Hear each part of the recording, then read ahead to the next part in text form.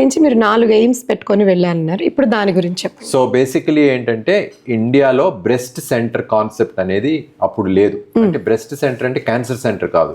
Breast diseases అన్నప్పుడు 10 మందికి రొమ్ములో ఎవరికైనా సమస్య ఉంటే 9 మందికి క్యాన్సర్ ఉండదు, ఒకరికే క్యాన్సర్. అంటే బ్రెస్ట్ లో ఇంకా రకరకాల సమస్యలు ఉంటాయి. బినైన్ బ్రెస్ట్ డిసీజ్ అంటే క్యాన్సర్ కాని సమస్యలు. In fact they are more common than breast cancer. So కానీ ఒక మహిళకి బ్రెస్ట్ లో ప్రాబ్లం వచ్చినప్పుడు డాక్టర్ దగ్గరికి వెళ్ళినప్పుడు ఎంతో ఆందోళనతో వెళ్తారు, క్యాన్సర్ అనుకుని వెళ్తారు. సో ఆ బ్రెస్ట్ సెంటర్ కాన్సెప్ట్ ఏంటంటే it is to reassure the worried well. Worried అంటే they are worried, they think they have cancer but they don't have cancer. So how do you ensure that worry goes away? It is through a process called triple assessment అంటాం. అంటే doctor పరీక్ష చేయటం, mammogram అంటే breast కి x ray చేసి ultrasound scan చేయటం, అవసరమైతే core needle biopsy చేయటం. దీన్ని ట్రిపుల్ అసెస్మెంట్ అంటారు. ఇవన్నీ ఒకే దగ్గర జరగాలి. నార్మల్గా ఏమవుతుంది, డాక్టర్ దగ్గరికి వెళ్ళినప్పుడు డాక్టర్ పరీక్ష చేస్తారు, ఇంకొక ఫ్లోర్కో రేడియాలజీ డిపార్ట్మెంట్కి వెళ్ళి మ్యామోగ్రామ్ చేయించుకుంటారు, అక్కడి నుంచి ఇంకో దగ్గరికి వెళ్ళి అల్ట్రాసౌండ్ చేస్తారు, అవసరమైతే బయాప్సీ చేస్తారు. సో అట్లా ఒక హాస్పిటల్లోనే ఈ ఫెసిలిటీస్ ఉన్నప్పటికీ ఇక్కడికి అక్కడికి వెళ్ళటం జరుగుతుంది. బ్రెస్ట్ సెంటర్ కాన్సెప్ట్ ఏంటంటే అన్నీ ఒకే దగ్గర జరుగుతాయి. అండ్ ఈ బ్రెస్ట్ సెంటర్ క్యాన్సర్ సెంటరే కాదు, బినైన్ ప్రాబ్లమ్స్ కూడా అసెస్ చేసి వారికి రీఅష్యూర్ చేయటం అనేది breast centre concept, in addition to treating those who have cancer. So ఆ బ్రెస్ట్ సెంటర్ కాన్సెప్ట్ ని మొట్టమొదటిసారి సౌత్ ఏషియాలో కిమ్స్ హాస్పిటల్స్ లో మేము ఎస్టాబ్లిష్ చేయడం జరిగింది. సో అది ఫ్రీ స్టాండింగ్ కాంప్రహెన్సివ్ సెంటర్.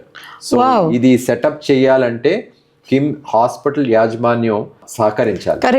సహకరించటమే కాకుండా ఫ్రీ హ్యాండ్ ఇవ్వటమే కాకుండా అమ్మ పేరుని కూడా కిమ్స్ హాస్పిటల్లో సమకూర్చి నాకు కావాల్సిన ఫెసిలిటీస్ అన్నీ అరేంజ్ చేసి, అలాగే మ్యామోగ్రఫీలో లేటెస్ట్ అడ్వాన్స్ అప్పుడు ఏంటంటే 2007లో digital mammography, full field digital mammography, అది 2 కోట్లు అవుతుంది ఆ మెషిన్.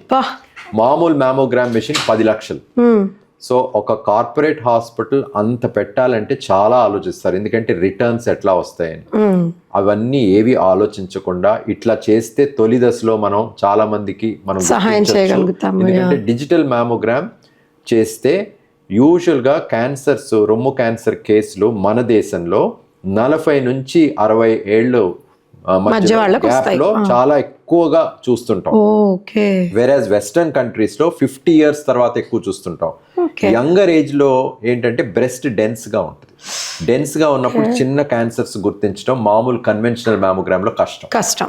అందుకని digital mammography is extremely useful and picking up early cancers, particularly dense breast లో. సో అట్లా నేను కన్విన్స్ చేయగా ఆ మెషిన్ కూడా కొని, సో మనకి కావాల్సిన ఫెసిలిటీస్ అన్నీ అరేంజ్ చేసి, అందుకే నేను ఏ కాన్ఫరెన్స్కి వెళ్ళినా ఎక్కడికి వెళ్ళినా డాక్టర్ భాస్కరరావు గారి ఫోటో పెట్టి వారి కృతజ్ఞతలు చెప్తుంటాను అనమాట. ఎందుకంటే ఆ సమయంలో గనక వారు నాకు సహాయం చేయకపోయి ఉంటే ఇంత పెద్ద హాస్పిటల్ సెటప్లో నేను ఇక్కడ కూర్చొని మీతో మాట్లాడే పరిస్థితి ఉండేది కాదు. So I'm very grateful. So that